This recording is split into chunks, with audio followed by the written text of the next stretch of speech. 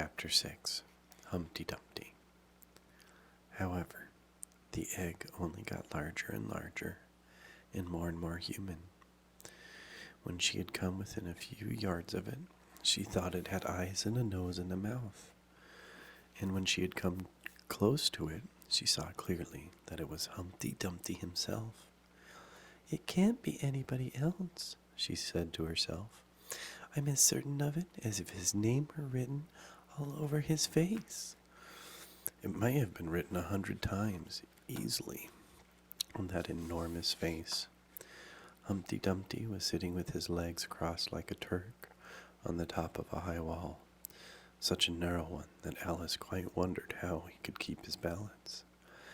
And as his eyes were steadily fixed in the opposite direction, and he didn't take the least notice of her, she thought he must be a stuffed figure after all. "And how exactly like an egg he is," she said aloud, standing with her hands ready to catch him, for she was every moment expecting him to fall. "It's very provoking," Humpty Dumpty said after a long silence, looking away from Alice as he spoke, "to be called an egg. Very." "I said you looked like an egg, sir," Alice gently explained. "And some eggs are very pretty, you know," she added, hoping to turn her remark into a sort of compliment.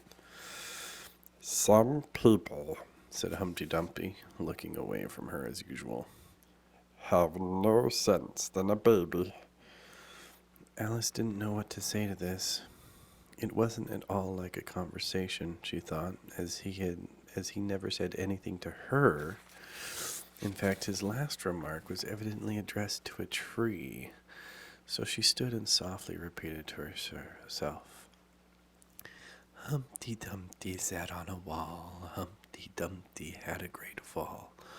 All the king's horses and all the king's men couldn't put Humpty Dumpty in his place again."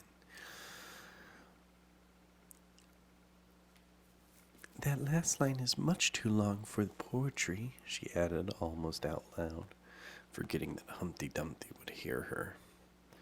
"Don't stand chatting to yourself like that," Humpty Dumpty said, looking at her for the first time. But tell me your name and your business." "My name is Alice, but—" "It's a stupid name enough," Humpty Dumpty interrupted impatiently. "What does it mean?"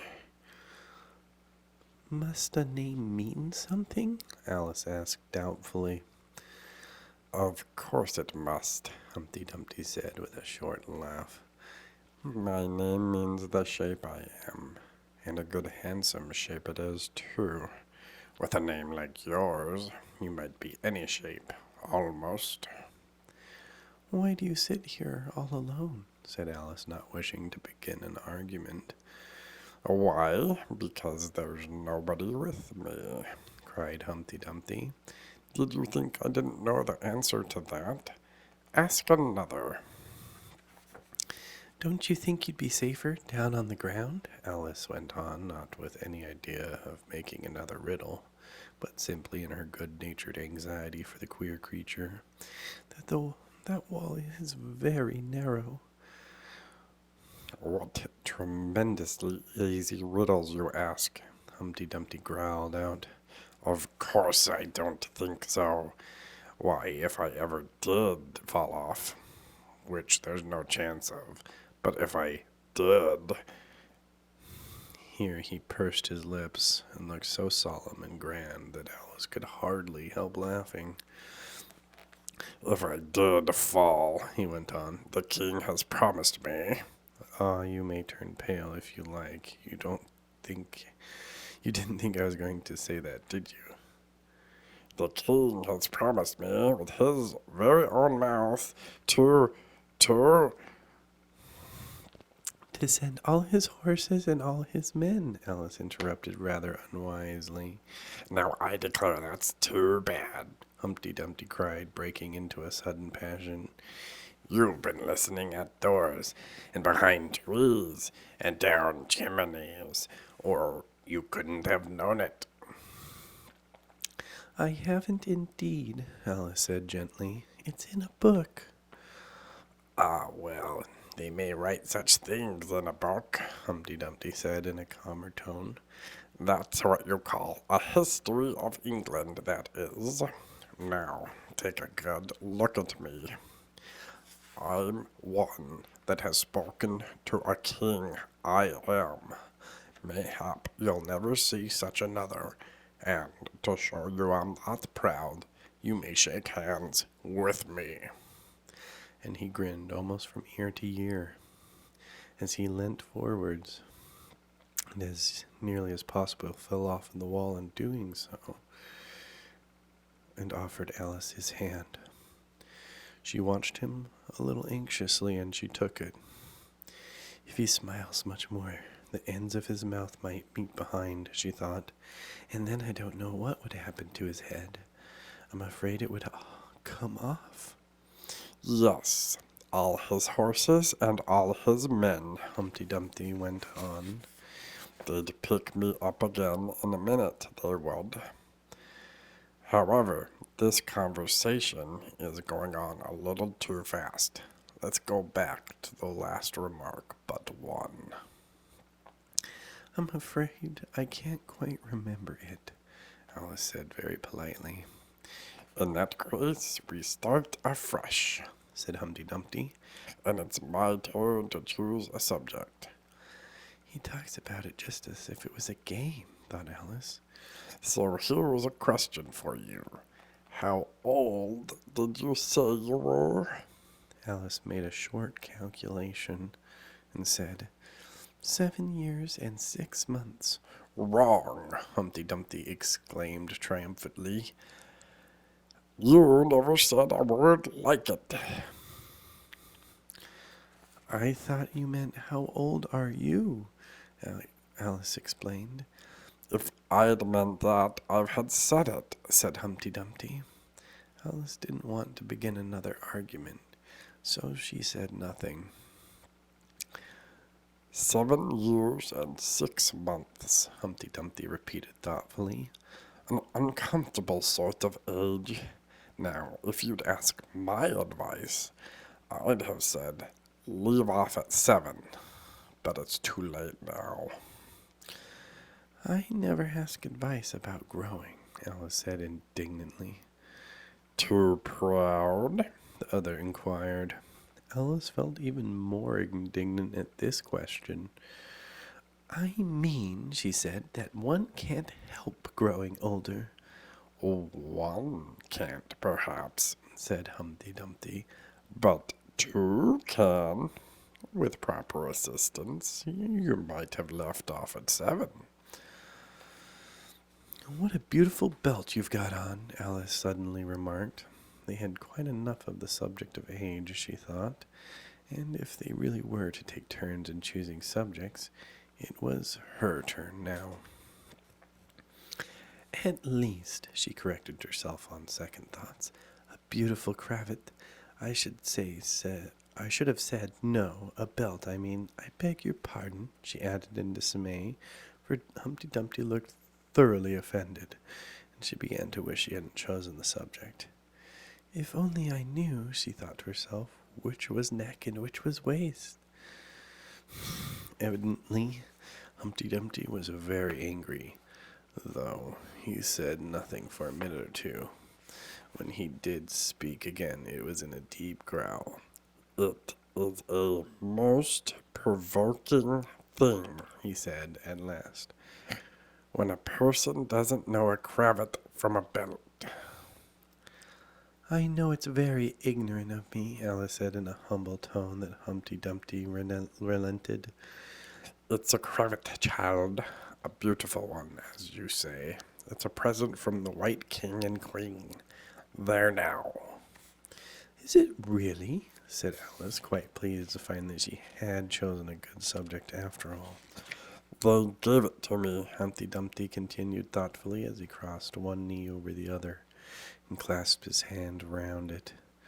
They gave it to me for an unbirthday present. I beg your pardon, Alice said with a puzzled air. I'm not offended, said Humpty Dumpty. I mean, what is an unbirthday present? A present given when it isn't your birthday, of course. Alice considered a little. I like birthday presents best, she said at last. You don't know what you're talking about, said Humpty Dumpty. How many days a year are there? 365, said Alice. And how many birthdays have you? 1. And if you take 1 from 365, what remains? 364, of course. Humpty Dumpty looked doubtful. I'd rather see that done on paper, he said. Alice couldn't help smiling as she took out her memorandum book and worked the sum for him. 365 minus 1 equals 364. Humpty Dumpty took the book and looked at it carefully. That seems to be done right, he began. You're holding it upside down, Alice interrupted. To be sure I was, Humpty Dumpty said gaily as she turned it around for him. I thought it looked a little queer. As I was saying, that seems to be done right. I thought I haven't time to look it over thoroughly just now. And that shows that there are 364 days when you might get an unbirthday presents. Certainly, said Alice. And only 1 for birthday presents, you know. There's glory for you. I don't know what you mean by glory, Alice said. Humpty Dumpty smiled contemptuously. Of course you don't, till I tell you. I mean, there's a nice knockdown argument for you. But glory doesn't mean a nice knockdown argument, Alice objected. When I use a word, Humpty Dumpty said in a rather scornful tone, it means just what I choose it to mean, neither more nor less. The question is, Alice said, whether you can make words mean so many different things. The question is, Humpty Dumpty said, which is to be master, that is all. Alice was too much puzzled to say anything, so after a minute Humpty Dumpty began again. They've a temper, some of them, particularly verbs. They're the proudest. Adjectives you can do anything with, but not verbs. However, I can manage the whole lot of them. Impenetrability. That's what I say. Would you tell me, please, said Alice, what that means? Now you talk like a reasonable child, said Humpty Dumpty, looking very much pleased. I meant by impenetrability that we've had enough of that subject, and it would be just as well if I'd mentioned that you mean to do next, as I suppose you don't mean to stop here all the rest of your life.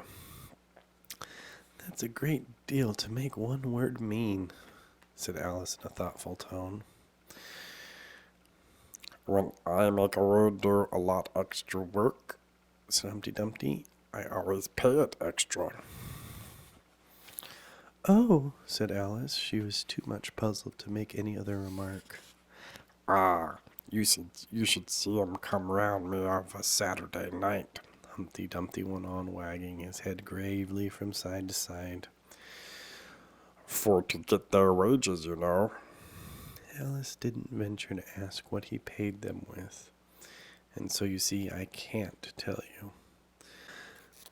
You seem very clever at explaining words, sir, said Alice.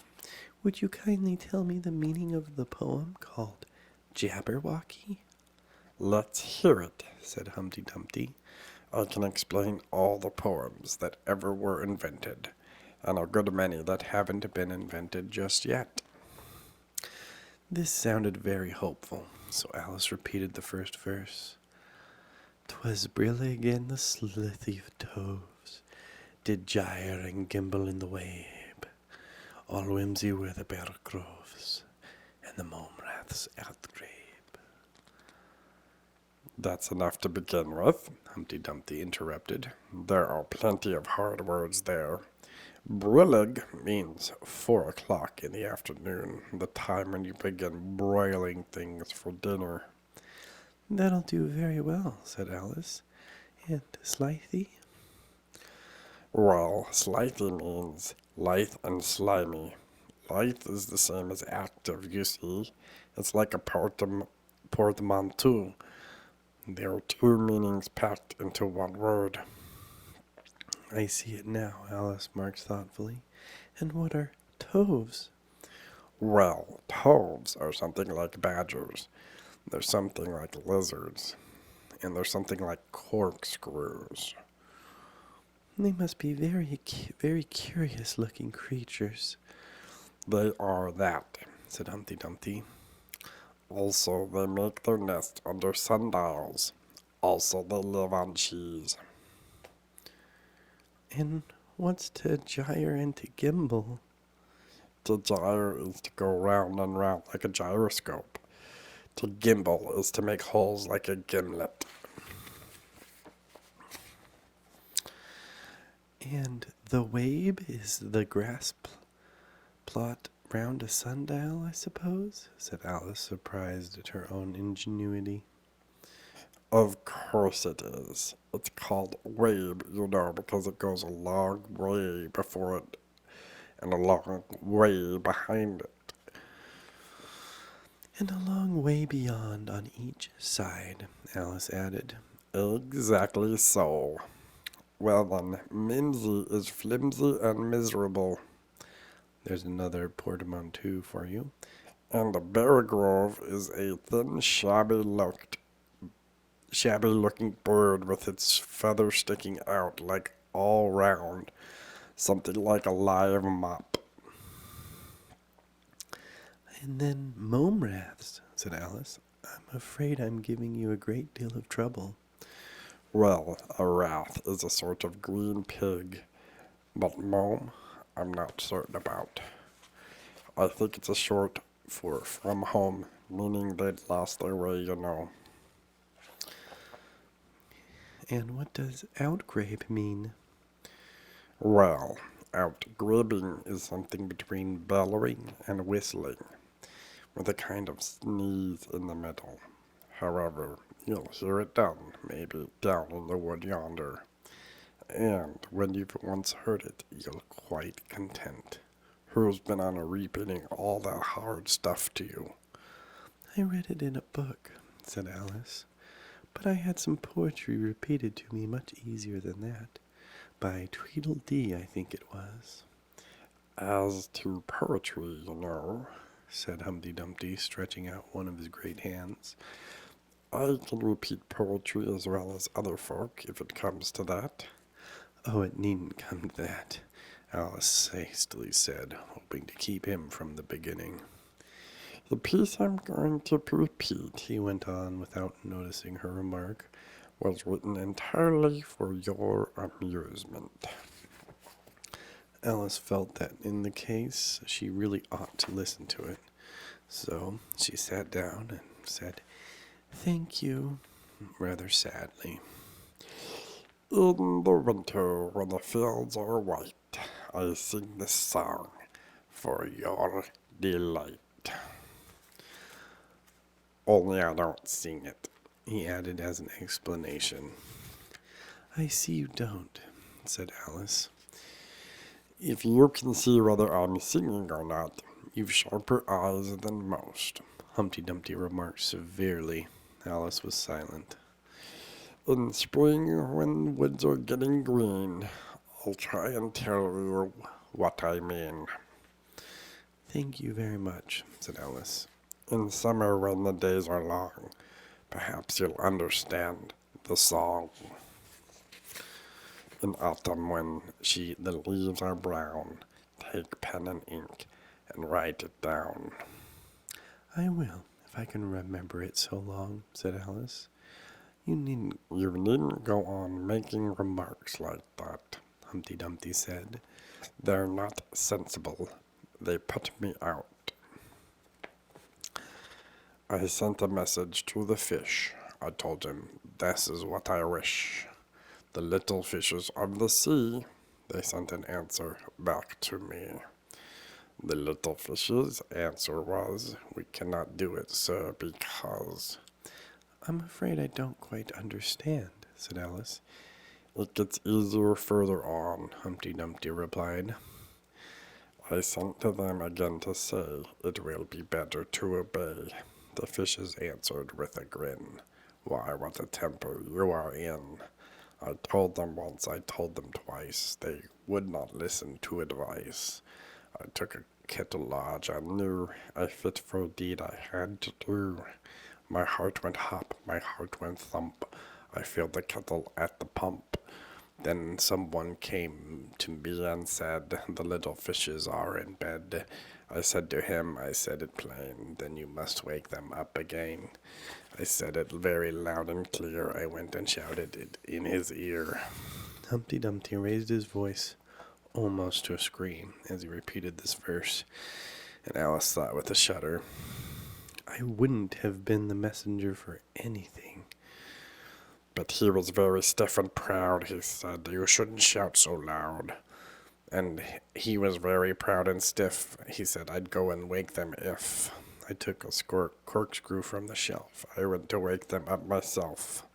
And then I found the door was locked. I pulled and pushed and kicked and knocked. And when I found the door was shut, I tried to turn the handle but... There was a long pause. Is that all? Alice timidly asked. That's all, said Humpty Dumpty. Goodbye. This was rather sudden, Alice thought. But after such a strong hint that she thought it was going to be, she felt that it would hardly be civil to stay. So she got up and held out her hand. Goodbye, till we meet again, she said, as cheerfully as she could. I shouldn't know you again if we did meet, Humpty Dumpty replied in a discontented tone, giving her one of his fingers to shake.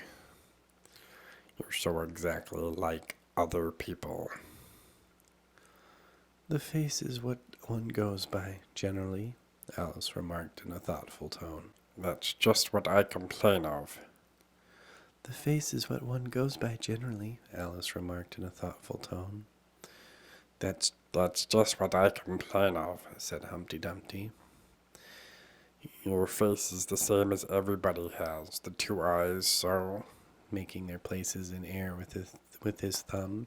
Nose in the middle, mouth under. It's always the same. Now, if you had the two eyes on the same side of the nose, for instance, or the mouth at the top, that would be some help. It wouldn't look nice, Alice objected. But Humpty Dumpty only shut his eyes and said, Wait till you've tried. Alice waited a minute to see if he would speak again, but as he never opened his eyes or took any further notice of her, she said, Goodbye once more, and getting no answer to this, she quietly walked away. But she couldn't help saying to herself as she went, Of all the unsatisfactory, she repeated this aloud as it was a great comfort to have such a long word to say. Of all the unsatisfactory people I've met. She never finished the sentence, for at this moment a heavy crash shook the forest from end to end.